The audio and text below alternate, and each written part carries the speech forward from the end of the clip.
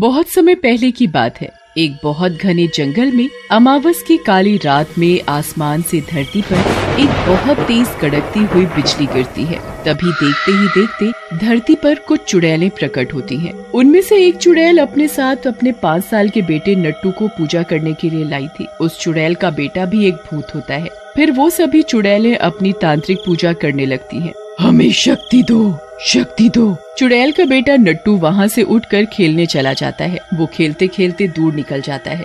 जैसे ही उन चुड़ैलों की पूजा खत्म होती है, नट्टू, ये नट्टू कहाँ चला गया? उसे इस दुनिया के बारे में कुछ भी नहीं पता है। तुम चिंता मत करो, मिल जाएगा तुम्हारा नट्टू, यही कहीं होगा। हम सब मिलकर अभी उसे ढूंढ कर लाते हैं। वो चुड़ैलें नट्टू को चारों तरफ ढूंढती हैं, पर उन्हें नट्टू कहीं नहीं मिलता। मेरा नट्टू कहाँ है तू? तुझे कहाँ ढूंढूं? कोई मेरे नट्टू को ढूंढ कर लाओ। उसे इस इंसानी दुनिया के बारे में कुछ भी नहीं पता। सभी चुड़ैलें उन नट्टू को ढूंढने में लगी होती हैं। इतने में ही उन सभी चुड़ैलों के जाने का समय हो जाता है। तभी आसमान से एक बिजली कड़कती है। फिर वो सारी चुड़ैलें गायब हो जाती हैं। उधर नट्टू खेलते खेलते दूर निकल जाता है। जब उसे याद आता है कि वो तो बहुत दूर निकल आया है। मुझे जल्दी से अपनी माँ के पास जाना होगा। मेरी माँ मुझे ना पाकर परेशान हो रही होगी। फिर वो वापस उसी जगह जाता है जहाँ उसकी माँ और बाकी की चुड़ैलें पूजा कर रही थी, पर नट्टू को वहाँ पर कोई नहीं मिलता। ये देखकर नट्टू रोने लगता है। माँ, माँ, माँ, माँ। नट्टू अपनी माँ को हर जगह ढूंढता है, पर उसे उसकी माँ कहीं नहीं मिलती। फिर नट्टू थक हार कर एक जगह बैठ जाता है। नट्टू को थकावट की वजह से नींद आ जाती है। फिर अगले दिन उसी जंगल में एक संजू नाम का लड़का लकड़ियाँ लेने आता है। जब वो लकड़ियाँ बिन रहा था, तभी अचानक से उसकी नजर नट्टू पर पड़ती है। भूत, भूत, भागो, यहाँ तो भूत है। संजू की आवाज से नट्टू जाग जाता है और वो संजू को रोकता है और अपनी भाषा में बोलता है, नहीं, नहीं, भागो नहीं, भूत, भूत, नहीं, नहीं। संजू नट्टू के कहने से रुक जाता है और बड़े ध्यान से उसे देखने लगता है। तुम तो भूत हो और तुम यहाँ कैसे आए? भूत नहीं, मैं भूत। माँ, माँ, आया साफ। संजू नट्टू की सारी बात समझ जाता है। अच्छा, तुम अपनी माँ के साथ आए थे? हाँ, हाँ। फिर नट्टू माँ का नाम सुनते ही रोने लगता है। अच्छा, अच्छा, अब तुम रोना बंद करो। संजू नट्टू को इस तरह रोता देख सोच में पड़ जाता है।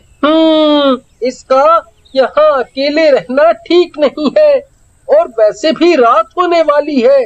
अगर यहाँ इसे किसी ने देख लिया तो लोग इसे मार डालेंगे। क्या करूँ? मेरी तो कुछ समझ नहीं आ रहा। हाँ, जब तक इसे इसकी माँ नहीं मिल जाती, मैं इसे अपने घर में छुपा कर रखूंगा। नट्टू अपनी माँ को याद करके बहुत बुरी तरह रो रहा था। संजू उसे चुप कराने की पूरी कोशिश कर रहा था। नट्टू, चुप हो जाओ, तुम्हें तुम्हारी माँ जरूर मिल जाएगी। पहले तुम चुप हो जाओ। माँ, माँ। नट्टू, जब तक तुम्हें तुम्हारी माँ नहीं मिल जाती, तुम मेरे साथ मेरे घर पर रहोगे। पर तुम्हें एक बात का ध्यान रखना होगा, तुम मेरी माँ के सामने नहीं आओगे। मेरी माँ तो तुम्हें देखकर डर के मारे ही मर जाएगी। तुम्हारे साथ साथ वो मुझे भी घर से निकाल देगी। माँ, माँ नहीं मारेगी, नहीं मारेगी। संजू नट्टू को अपने साथ घर ले जाता है। संजू अपनी माँ की नजरों से बचाकर उसे अपने कमरे में ले जाकर उसे कमरे में ही रहने के लिए कहता है। नट्टू, जब तक मैं ना कहूँ तुम यहीं रहना, और तुम इस कमरे से बाहर बिल्कुल भी नहीं निकलोगे। हाँ, हाँ, बाहर नहीं, यहीं, यहीं। अच्छा, मैं तुम्हारे लिए माँ से खाना लेने जाता हूँ, तुम यहीं रहना, ठीक है? संजू अपने और नट्टू के लिए माँ से खाना लेने के लिए चला जाता है। माँ, बहुत जोरों की भूख लगी है, खाना दे दो। पहले ये बता, तुझे जंगल से लकड़ियाँ लाने में इतना समय क्यों लगा? क्या माँ, तुम ना क्या बात लेकर बैठ गई? यहाँ भूख के मारे पेट में चूहे कूदे जा रहे हैं, और तुम हो कि फालतू की बातें लेकर बैठी हो। हाँ हाँ, देती हूँ खाना। संजू माँ से खाना लेकर अपने कमरे में चला जाता है और वो नट्टू से खाना खाने के लिए कहता है। नट्टू, तुम्हें भूख लगी होगी, आ जाओ खाना खा लो। भूख नहीं।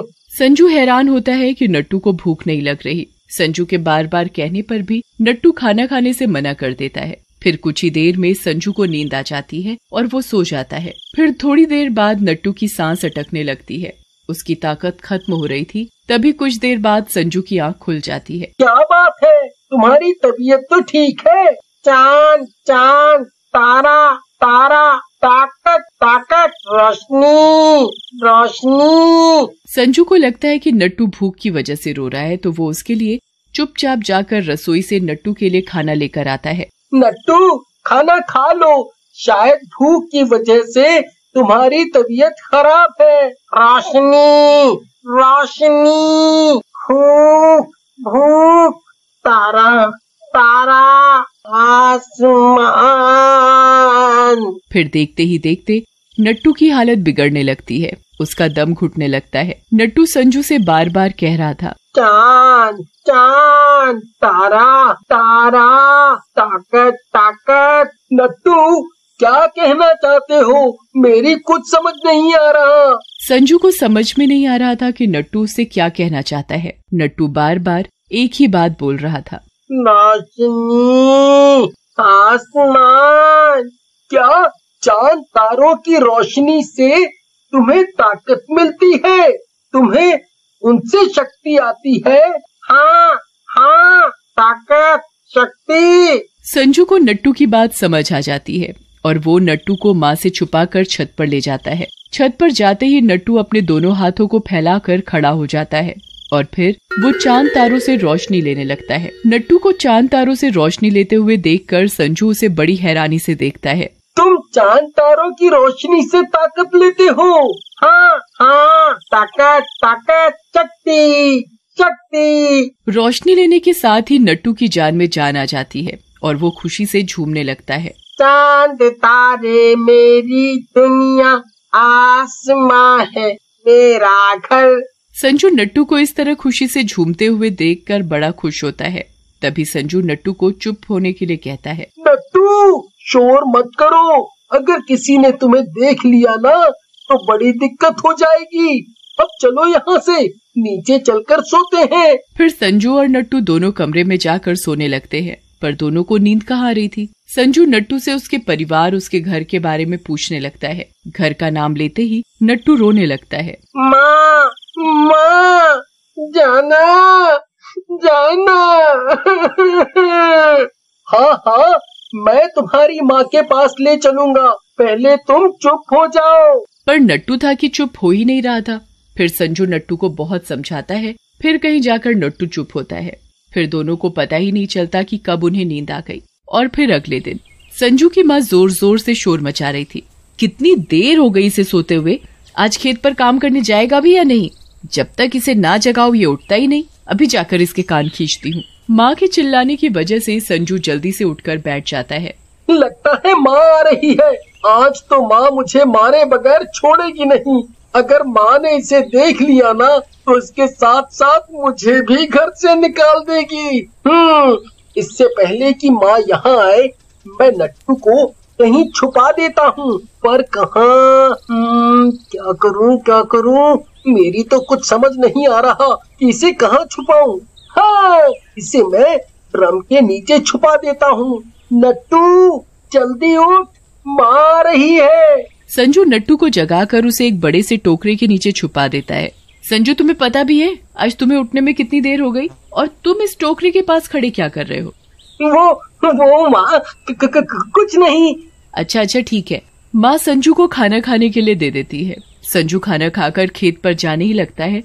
तभी उसे याद आता है कि नट्टू को तो वो टोकरे के नीचे छुपा कर आया है। संजू जल्दी से कमरे में जाकर नट्टू को टोकरे के नीचे से निकाल देता है। नट्टू, मेरी बात ध्यान से सुनना। मैं खेत पर काम करने जा रहा हूँ। तुम यहीं कमरे में ही छिपे रहना। यहाँ से कहीं भी बाहर नहीं जाना, ठीक है?